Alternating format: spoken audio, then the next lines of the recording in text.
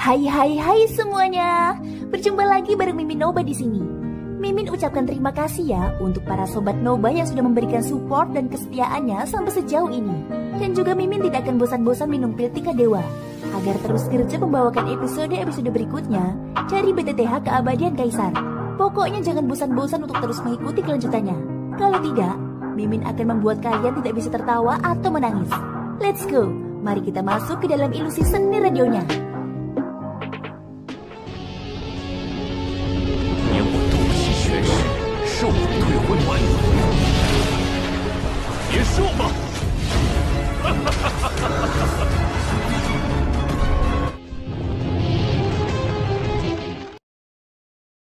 Melanjutkan cerita dari episode sebelumnya ya. Saat Xiaoyan dengan sabar menunggu orang-orang dari klan San memasuki reruntuhan, 3 sosok yang dikenalnya tiba-tiba muncul di hadapannya. Ekspresi wajah Xiaoyan di balik jubah hitam itu tiba-tiba menjadi lesu saat melihat ketiga sosok ini. Dia tidak pernah membayangkan akan benar-benar bertemu mereka di sini. Ketiga orang ini adalah 3 raja binatang besar di Pegunungan Silin, Tianying, Singa Api, dan Xionggang. Kali ini mereka juga datang. Wajah Xiaoyan tanpa sadar berkedut di balik jubah hitamnya.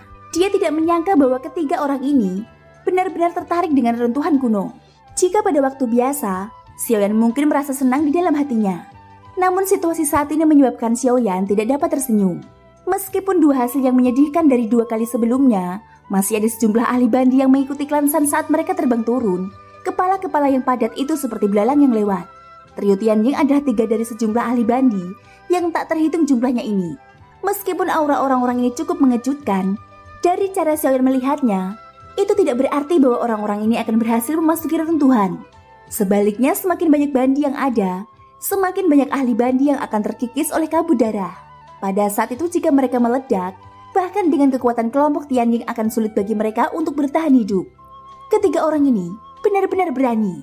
Xiaoyan diam-diam mengumpat dalam hatinya. Dia melihat trio Tianying mengikuti kerumunan dan menyerbu ke bawah. Baru kemudian dia menggertakkan giginya dengan getir. Seketika doki di dalam tubuhnya mulai beredar.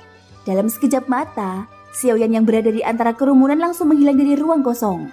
Beiying dan Suo Bentang mengerutkan kening setelah Xiaoyan langsung menghilang. Siapa orang itu? Dia benar-benar bisa menghilang di bawah pengawasan orang tua ini. Siapa sebenarnya orang ini? Tatapan mata Suo Bentang masih tertuju pada ruang kosong di depannya. Pandangan serius yang langka muncul di kedalaman mata tuanya. Beiying yang masih berada di langit juga menatap ruang kosong tempat Xiaoyan sebelumnya. Tidak seorang pun tahu apa yang ada dalam pikirannya. Tatapannya kemudian menyapu kerumunan, seolah-olah dia sedang mencari seseorang. Tak lama kemudian, sejumlah besar orang yang tersisa juga berkerumun menuju pintu masuk reruntuhan. Pada saat yang sama, danau berwarna darah di bawah mulai bergolak lagi. Tiba-tiba pilar-pilar darah yang mengeluarkan bau busuk sekali lagi keluar. Dari bawah ke atas, pilar-pilar darah itu menyerbu ke arah kerumunan dengan cara yang serampangan. Kerumunan itu langsung berubah menjadi kacau. Wajah semua orang menunjukkan ekspresi serius.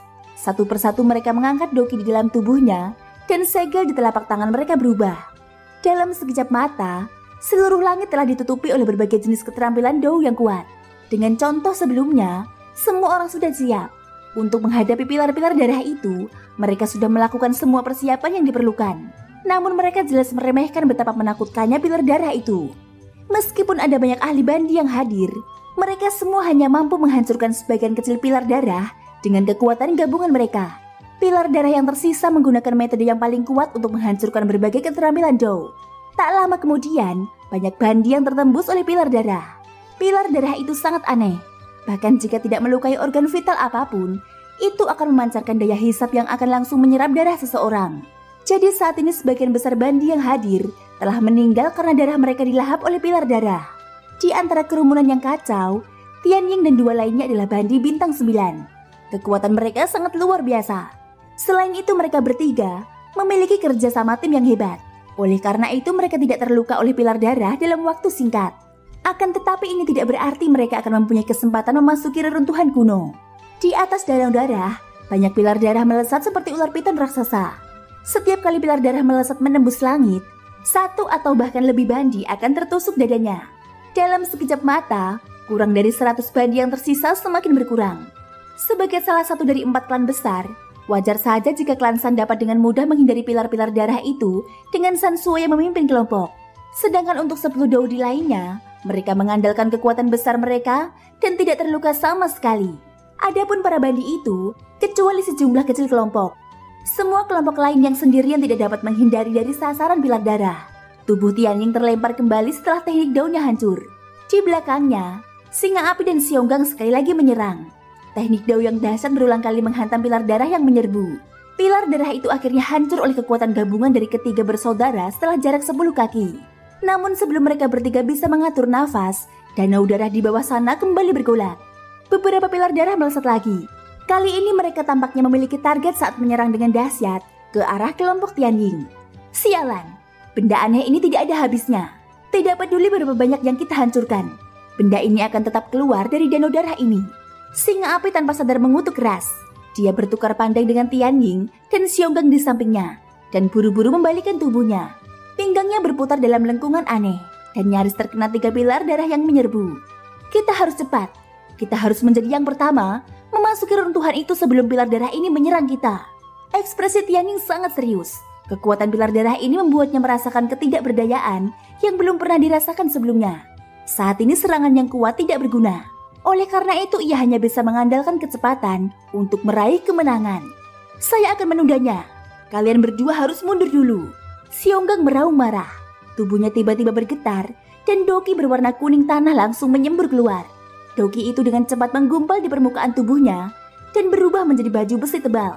Tetapi Singa Api di sampingnya baru saja akan membuka mulutnya. Namun sebelum dia bisa mengatakan apapun, tubuh Xionggang yang baru saja membentuk armor tiba-tiba terlempar oleh pilar darah. Xionggang, kemunculan adegan ini menyebabkan ekspresi Tianying dan Singa Api berubah drastis. Keduanya berseru serempak. Mereka mengalihkan pandangan, tetapi tidak menyangka bahwa selain 3 pilar darah tadi, pilar darah keempat juga menyerbu. Xionggang telah terlempar oleh serangan ini karena kecerobohannya. Keduanya mengikuti arah pandangan mereka dan melihat ke atas. Ada total 4 pilar darah. Saat ini mereka sedang mengepung Xionggang yang berada di tengah. Baju besi di tubuh Xionggang telah hancur total oleh serangan sebelumnya. Mungkin karena baju besi inilah Xionggang cukup beruntung untuk selamat. Namun baju besinya rusak dan keempat pilar darah mengelilinginya sendirian. Bahkan jika dia melawan sekuat tenaga, kemungkinan besar dia tidak akan bisa bertahan hidup. Seketika mata Tianying dan Singa Api langsung berubah menjadi merah. Mereka telah hidup bersama dengan Xionggang selama banyak tahun yang tidak diketahui. Saat ini kekuatan mereka belum menembus kelas Daudi. Bagaimana mereka bisa tega melihat salah satu dari mereka mati seperti ini? Seketika Tianying meraung marah. Dia menggunakan kecepatan tercepatnya untuk membantu Xionggang. Singa Api di sisi lain menggunakan semua kekuatannya untuk menggunakan skill do terkuatnya dan menyerang pilar darah dengan keras. Namun ini seperti lalat capung yang mencoba mengguncang pohon. Tidak ada hasil sama sekali. Sialan, jika kau mampu, berbaliklah dan bunuh aku.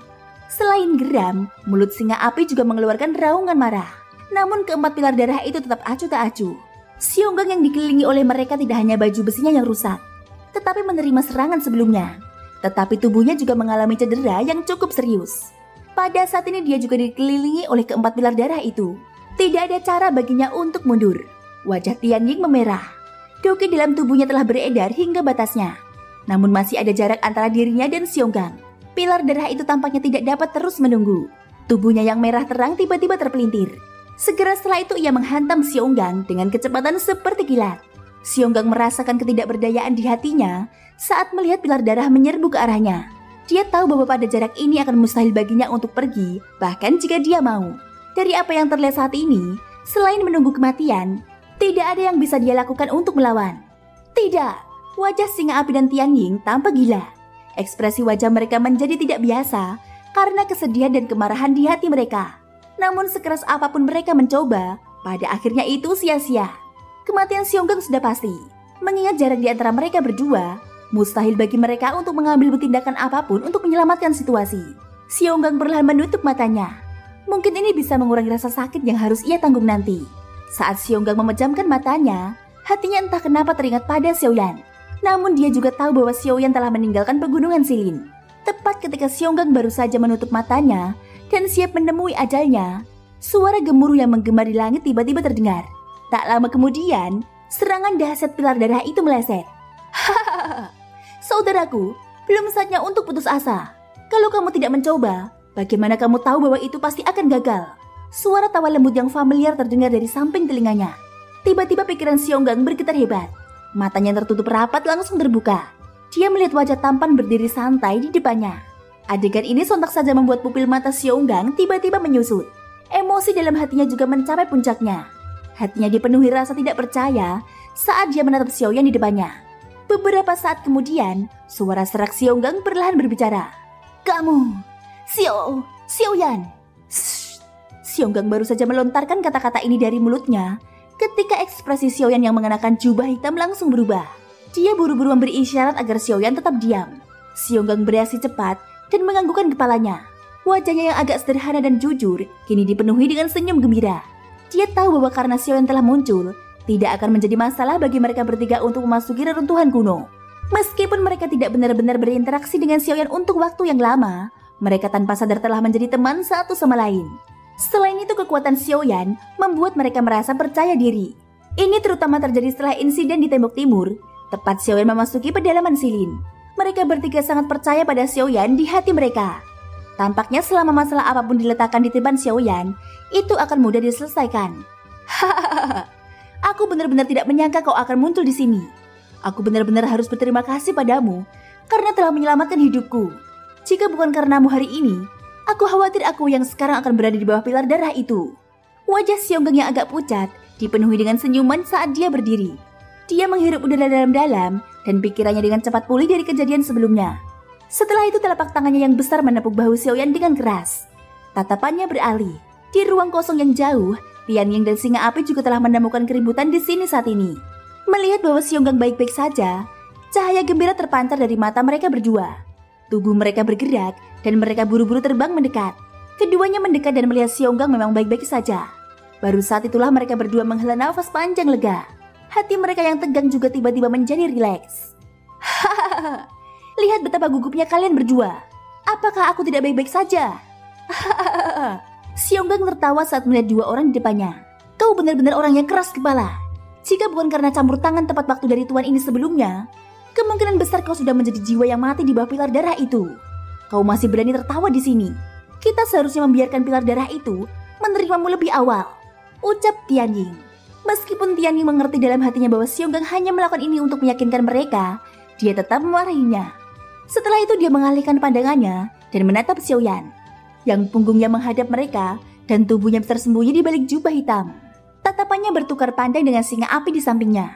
Keduanya mengangguk serempak.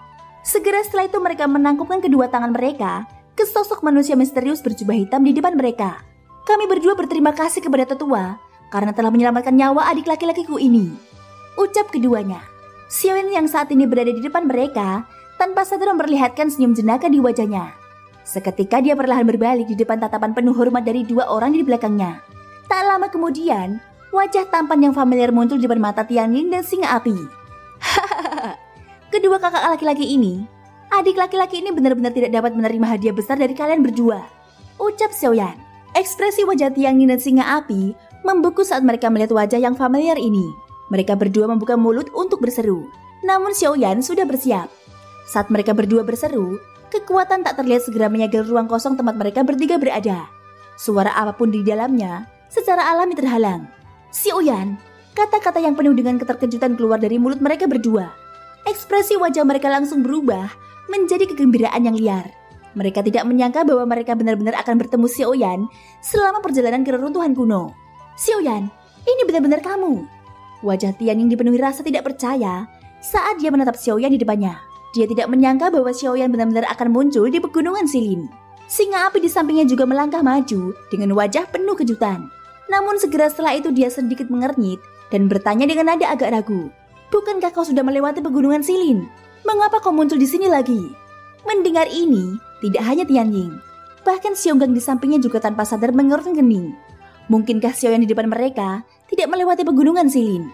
Xiaoyan tersenyum tipis seolah-olah dia telah menebak pikiran tiga orang di depannya. Segera dia menjelaskan kepada mereka bertiga di depannya. Hahaha, kalian bertiga terlalu banyak berpikir. Meskipun aku memang telah melewati pegunungan Silin, aku tentu akan dapat kembali setelah pergi, ucap Xiaoyan. Tianying dan dua orang lainnya tiba-tiba mengerti ketika mereka mendengar ini. Namun ekspresi Tianying tanpa sadar berubah ketika dia mengalihkan pandangannya. Ini karena sementara mereka bertiga fokus berbicara, Keempat pilar darah di ruang kosong itu tampak marah. Mereka tiba-tiba berbalik dan keempat pilar darah segera menyerang kelompok Xiaoyan. Dari kelihatannya, tampaknya mereka tidak akan beristirahat sampai mereka membunuh kelompok Xiaoyan. Sialan, aku hampir lupa bahwa sekarang bukan saatnya untuk bicara.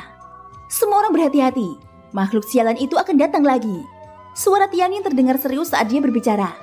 Doki di dalam tubuhnya sekali lagi menyembur keluar. Pada saat yang sama, singa api dan Xionggang di sisinya juga mengendalikan Doki di dalam tubuh mereka, bersiap menghadapi empat pilar darah yang akan segera tiba. Namun saat mereka bertiga bersiap menyerang, Xiaoyan yang saat ini berdiri di belakang mereka bertiga menggunakan tangannya untuk menepuk bahu Tianyin dengan lembut. Kemudian Xiaoyan menghadang 3 orang di depannya. 3 saudara, serahkan saja padaku. Xiaoyan tertawa samar. Tatapannya yang tenang menyapu wajah mereka bertiga. Segera tatapannya mendarat di 4 pilar darah.